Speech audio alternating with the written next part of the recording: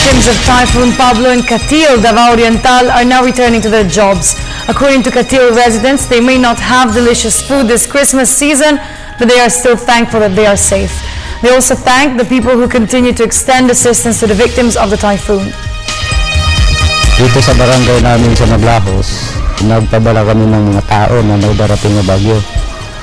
2 days before na darating yung bagyo, ang mga tao dito naka-ready na.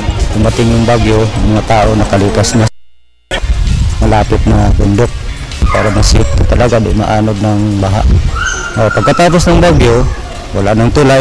Naghanap kami ng paraan, may matawiran kami sa highway kasi mahirap dito. Bawat tawid sa mga tao, 10 pesos back and forth. Ngayon mahirap dito, karamihan walang pera.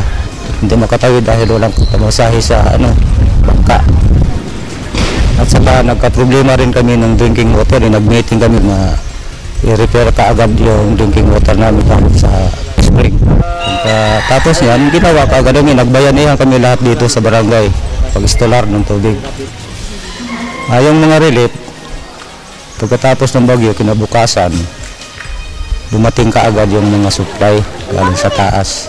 Halos araw-araw may mga relief goods na binigay sa amin. Nagpapasalamat kami kay Presidente na tinulungan kami sa mga nangyari sa amin.